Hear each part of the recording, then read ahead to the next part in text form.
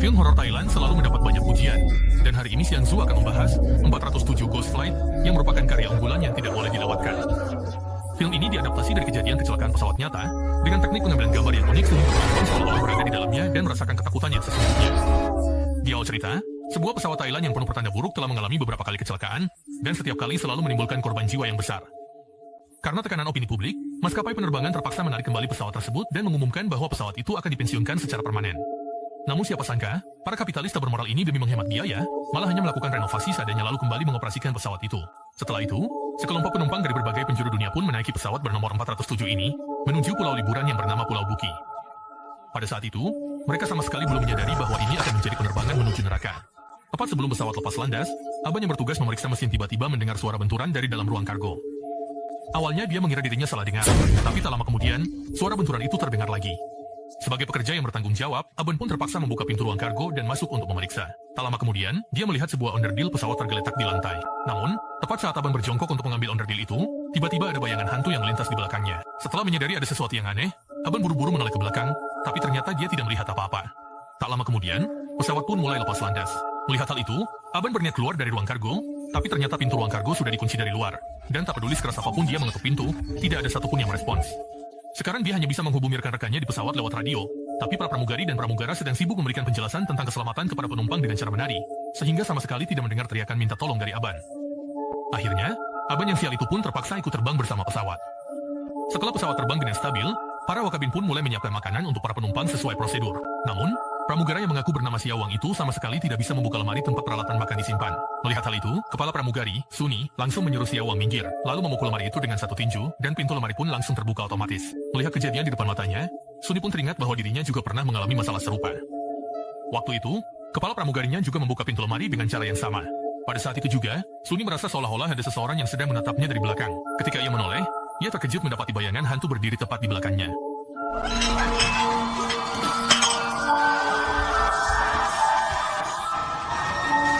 Aku akan mengatakan hal yang berbeda. Suni mengira dirinya hanya berhalusinasi, lalu buru-buru berjalan menuju kabin penumpang. Namun, Gina, seorang gadis kecil yang duduk di dekat pintu, dan seorang biksu justru melihat ada jejak kaki berdarah yang mengikuti Suni dari belakang. Biksu itu langsung ketakutan, menutup matanya dan mulai melafalkan doa, tapi Gina yang sangat penasaran malah berlari ke kursi kosong di depan biksu itu dan menoleh sambil bertanya. Longpi, tadi kamu lihat nggak? Longpi, kamu lihat nggak? Longpi nggak lihat kok. Nggak lihat. Meskipun biksu itu terus-menerus bilang kalau dia tidak melihat apa-apa, saat Suni kembali lewat di samping mereka, dia tetap saja tak tahan untuk ikut-ikutan Gina melirik ke bawah sepatu Suni secara diam-diam. Begitu melihat jejak kaki berdarah itu sudah menghilang, biksu itu akhirnya bisa bernapas lega. Namun dia sama sekali tidak tahu, saat ini di dalam pesawat sudah mulai sering terjadi berbagai kejadian aneh. Pertama, Xiao Wei yang sedang mencuci muka di kamar mandi. Begitu dia mengoleskan sabun muka ke wajahnya, sepasang tangan hantu berlumuran darah tiba-tiba muncul dari belakangnya, bahkan sempat menggoreskan luka berdarah di wajahnya. Pada saat yang sama, seorang penumpang botak di dalam kabin juga tiba-tiba berdiri dan berteriak bahwa dia tidak bisa bernapas. Saat Suni dan yang lainnya bergegas mendekat, wajah pria itu tiba-tiba menjadi pucat, urat-uratnya menonjol, lalu di hadapan semua orang, dia memutar kepalanya satu putaran penuh dengan keras, kemudian langsung terjatuh dan tak bergerak lagi. Semua orang awalnya mengira penumpang botak itu pasti sudah mati, namun Xiao Wang justru menemukan bahwa dia hanya pingsan, bahkan lehernya pun sama sekali tidak terluka. Pemandangan aneh itu langsung membuat Xiao Wang ketakutan hingga berkeringat dingin. Untungnya, Suni sebagai kepala regu masih bisa tetap rasional, lalu mengingatkan semua orang untuk segera membantu penumpang itu duduk di kursinya. Dengan bantuan semua orang, penumpang kota itu benar-benar sadar kembali secara ajaib. Saat itu juga, Xiao Wei kembali ke kabin dari kamar mandi. Baru saja duduk, Miu dan Xiao An langsung mengingatkan dia bahwa ada goresan di wajahnya. Xiao Wei pun segera meminta pramugari untuk membawakan perban agar bisa mengobati lukanya. Tapi pramugari itu menatap wajahnya cukup lama, namun tidak menemukan di mana letak lukanya. Barulah Xiao Wei sadar, goresan yang tadi ada di wajahnya ternyata sudah lenyap secara misterius. Sementara itu, Aban yang masih terkurung di ruang kargo sudah tidak punya tenaga lagi untuk berdiri karena kekurangan oksigen di ketinggian. Namun, yang lebih membuatnya takut adalah ruang kargo yang tadinya bersih dan rapi kini berubah menjadi rusak parah dengan kecepatan yang bisa dilihat mata. Tak lama kemudian, beberapa bayangan hantu tiba-tiba muncul dan menatap tajam ke arah Aban, membuatnya ketakutan hingga buru-buru merangkak ke bagian dalam ruang kargo. Untungnya, kapten dan kopilot di kokpit segera menyadari ada masalah di ruang kargo, lalu langsung pergi memeriksa dan berhasil menyelamatkan Aban. Namun, saat pilot hendak kembali ke ruang kargo, ia malah mendapati lantai penuh dengan kotoran. Ia mengangkat kakinya untuk memeriksa bagian bawah sepatunya, namun tiba-tiba sebuah bayangan hantu melintas di sampingnya. Sang pilot buru-buru mengambil senter dan menyalak ke depan, tapi yang terlihat hanya ruang kargo yang kosong, tak ada satupun bayangan manusia.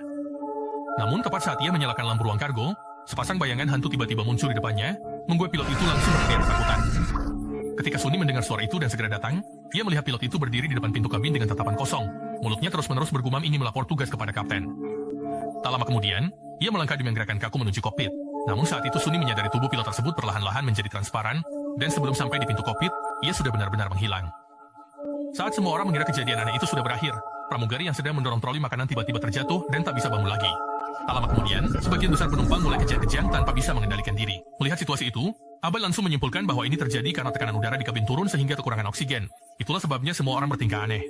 Saat ini, ia harus segera pergi ke ruang kargo untuk menyalakan kembali sistem suplai oksigen dan meminta Suni memberitahu kapten agar segera melakukan pendaratan darurat. Namun, mata sang kapten sudah tertutup oleh bayangan hantu, sehingga ia sama sekali tidak tahu kondisi pesawat saat ini. Sementara itu, Aban awalnya berniat membantu penumpang memasang masker oksigen sebelum pergi ke ruang kargo, tapi tak disangka, di detik berikutnya ia jatuh karena kehabisan tenaga. Pada saat yang sama, seorang pramugari hantu perempuan juga mendorong troli makanan tua ke dalam kabin untuk berjualan. Setelah dibersihkan.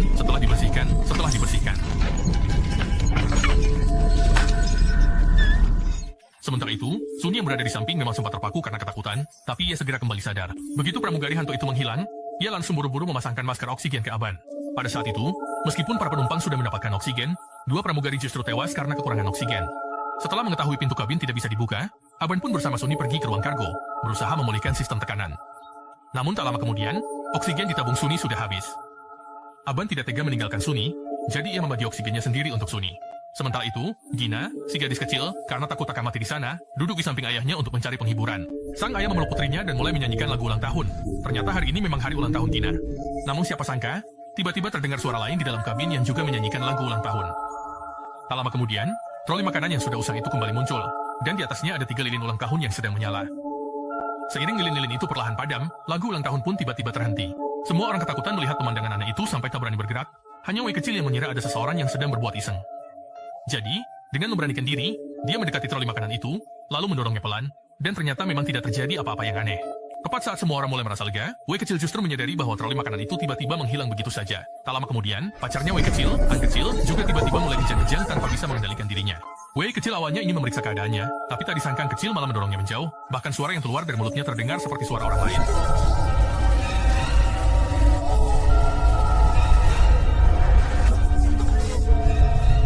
Aku mau cari bayi kecil. Setelah Han kecil mengucapkan kata-kata itu, tubuhnya kembali kejang-kejang, lalu ia pun pingsan. Pada saat itu, Ibu Gina, Nyonya Pan, menyadari bahwa oksigen semua orang hampir habis, lalu ia juga berlari ke pintu kokpit untuk meminta bantuan kapten. Namun seperti yang diduga, tetap saja tidak mendapat respons apapun. Tepat saat ia hampir pingsan, ia melihat kabin pesawat dipenuhi oleh bayangan-bayangan hantu yang sangat banyak. Ia berhasil memperbaiki sistem tekanan di saat-saat terakhir, sehingga oksigen di kabin akhirnya kembali terisi penuh. Sayangnya, seorang anak tidak mampu bertahan dan sudah meninggal dunia. Setelah Aban dan rekannya kembali ke ruang kargo, Nyonya Pan langsung mencari Suni untuk menuntut pertanggungjawaban. Menurutnya, Suni pasti telah melakukan sesuatu yang memalukan dan tidak bermoral. Kalau tidak, para arwah itu tidak akan menggunakan mulutan kecil untuk mengatakan hal-hal seperti itu. Sekarang dia hanya berharap Suni tidak menyeret semua orang ke dalam masalah. Namun, biksu itu justru mengingatkan Nyonya Pan bahwa hantu wanita sengaja membocorkan informasi seperti itu, yang berarti dia sebenarnya tidak bisa langsung melukai manusia. Oleh karena itu, hal terpenting saat ini bukanlah menyalahkan Suni, melainkan bekerja sama untuk mencari cara agar pesawat bisa mendarat dengan selamat. Namun Nyonya Pan sama sekali tidak mau mendengarkan, bahkan bersekongkol dengan Xiao Wei untuk mengusir Suni. Melihat situasi itu, Aban memutuskan untuk pergi bersama Suni. Namun, ketika mereka berdua sampai di kabin penumpang berikutnya, mereka justru mendapati semua penumpang di sana telah lenyap tanpa jejak. Tak lama kemudian, dari luar terdengar teriakan histeris yang diselingi tawa aneh yang samar-samar. Melihat hal itu, Aban terpaksa membawa Suni kembali. Namun tindakannya ini malah membuat Nyonya Pan mengeluh.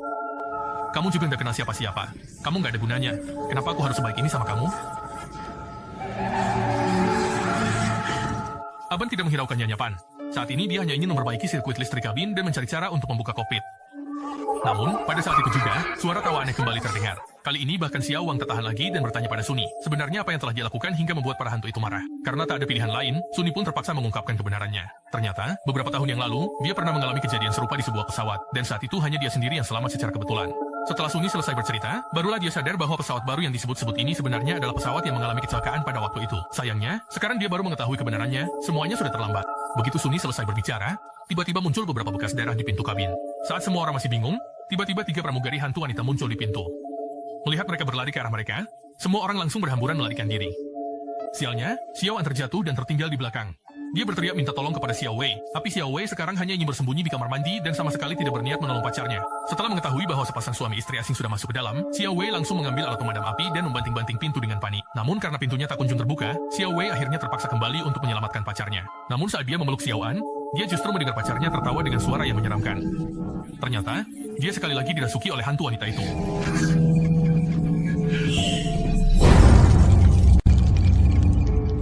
Xiao Wei yang ketakutan langsung mengambil alat pemadam api dan memukul pacarnya sampai mati.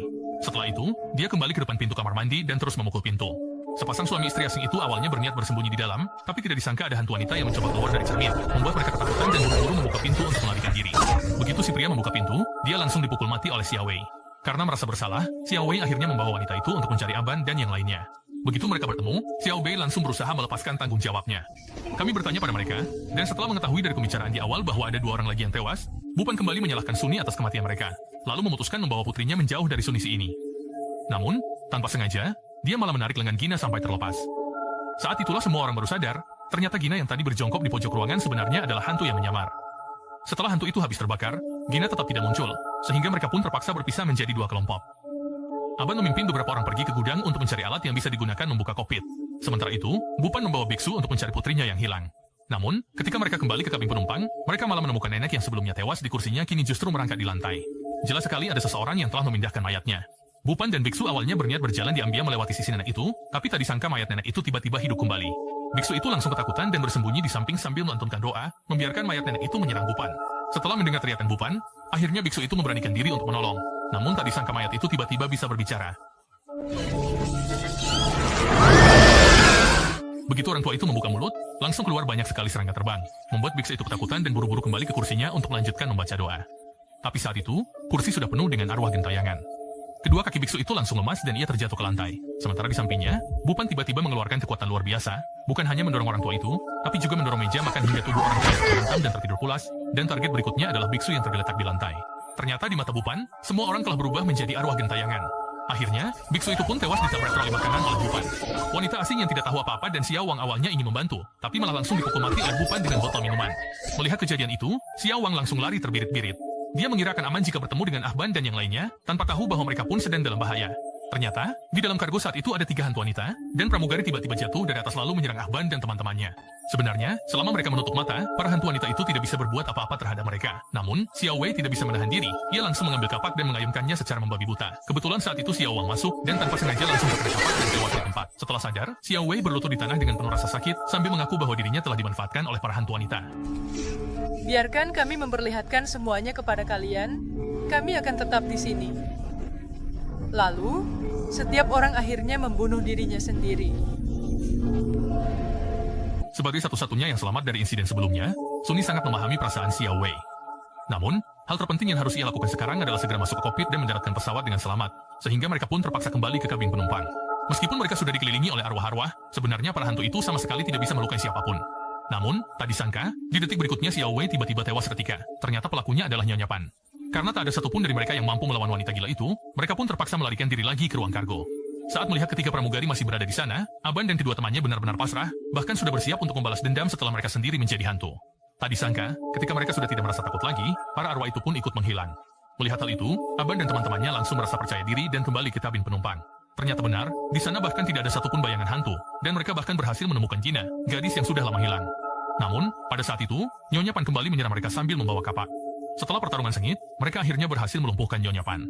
Selanjutnya, mereka melubangi pintu kokpit dan membiarkan Gina merangkak masuk untuk membuka pintu dari dalam. Tapi saat itulah mereka baru menyadari bahwa semua arwah ternyata sedang menempel di jendela pesawat. Pada saat yang sama, Nyonya Pan juga berhasil melepaskan diri, lalu mengambil kapak dan menyerang mereka lagi, membuat semua orang harus menghindar dan berlari. Akhirnya, suami Nyonya Pan yang memberanikan diri menusukkan garpu ke arteri lehernya. Barulah Nyonya Pan kembali sadar. Namun, pada saat itu juga, pesawat tiba-tiba menukik tajam, dan troli makanan di kabin meluncur kencang ke arah mereka. Melihat putrinya dalam bahaya, Nyonya Pan langsung berdiri di depannya untuk melindungi. Tapi siapa sangka semua pisau dan garpu di troli itu tiba-tiba terbang keluar dan langsung menusuk dada Nyonya Pan, membuatnya pingsan seketika. Sementara itu, Aban dengan cepat berusaha mengendalikan pesawat agar kembali normal. Tapi para pramugari hantu itu kini semuanya menatap Suni tanpa berkedip. Di bawah ancaman mereka, akhirnya Suni tak tahan lagi dan mengungkapkan kebenaran yang terjadi di masa lalu. Ternyata, saat kecelakaan pesawat sebelumnya, dia bersembunyi di dalam kokpit dan tidak mengizinkan siapapun masuk. Ketika rekannya berusaha memaksa membuka pintu, Suni tega menggunakan pintu kokpit untuk menjepit rekannya hingga tewas. Inilah alasan mengapa arwah pramugari terus-menerus menghantui Suni. Namun mereka sama sekali tidak menyangka, arwah pramugari itu justru kembali merasuki tubuh Nyonya Pan, berniat mengendalikan tubuhnya untuk mencekik Suni sampai mati. Namun, seiring pesawat kembali jatuh, 3 mobil itu kembali melaju ke arah Nyonya Pan. Akhirnya, Nyonya Pan tewas mengenaskan di tempat, sementara pesawat berhasil mendarat dengan selamat di bandara berkat beberapa penyintas yang masih hidup. Namun, hal yang membuat Aban bingung adalah, Suni terus berdiri di pintu kabin dan tidak ikut turun dari pesawat bersama mereka. Baru setelah melihat petugas medis berjalan menembus tubuh Suni, Aban sadar bahwa Suni sebenarnya sudah tewas di tangan Nyonya Pan, dan jiwanya akan selamanya terperangkap di dalam pesawat itu. Setelah kejadian ini, pesawat dengan nomor 407 itu akhirnya benar-benar dikandangkan di gudang. Oke, cerita kita hari ini sampai di sini dulu. Sampai jumpa di episode berikutnya.